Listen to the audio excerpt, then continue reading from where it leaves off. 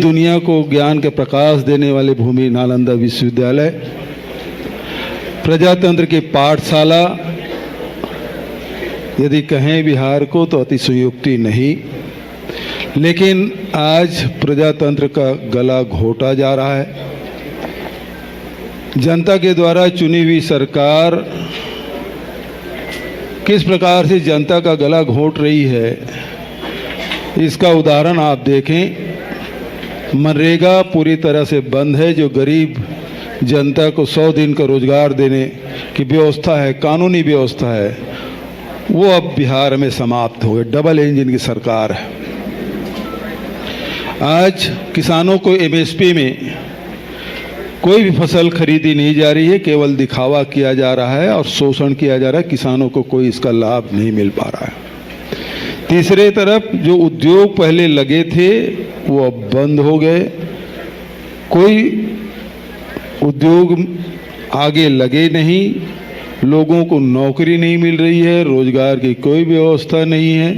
तो आर्थिक स्थिति में पूरी तरह से पिछड़ने का कारण ये 20 साल विनाश काल जो एनडीए की सरकार है वो जिम्मेदार है।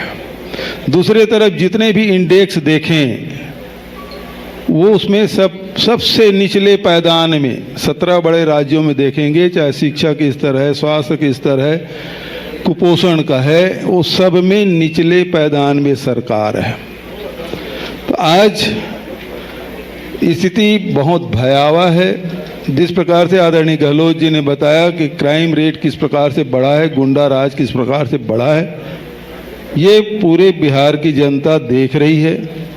आज महिलाओं को 10,000 रुपया देने की बात की, लेकिन माइक्रो फाइनेंस में 1 करोड़ से भी अधिक महिलाएं फंसी हुई है, जो 30% 40% ब्याज में पैसा लिए हैं और उस कुचक्र में फंसे हुए हैं। ये 10,000 भी उन महिलाओं के हाथ में नहीं आया है, क्योंकि माइक्रो फाइनेंस में फाइनेंस कराया है तो बहुत सारा पैसा वैसे ही ट्रांसफ़र हो गया है।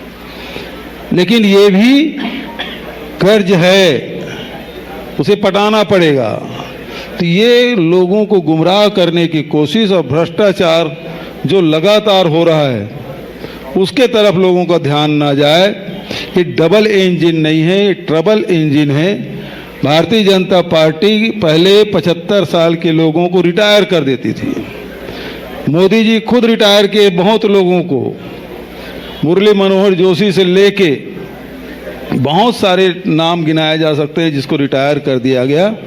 अब वो 75 के हो गए हैं। नीतीश बाबू का स्वास्थ्य ठीक नहीं है, तो दोनों इंजन के मुखिया की स्थिति के बारे में आप सब जानते हैं। ये डबल इंजन नहीं है, ट्रबल इंजन है। और जब इंजन का रिंग पिस्टन खराब हो जाता है तो धुआं फेंकना शुरू कर देता है। तो ये सरकार की स्थिति यही है कि इनके शासनकाल में पुल पुलिया कितने गिरे हैं उसके आपको जानकारी है। पूरे देश में ही खबर छपती है कि बिहार में ये पुल ढह गया, ये पुल ढह गया, ये पुल ढह गया।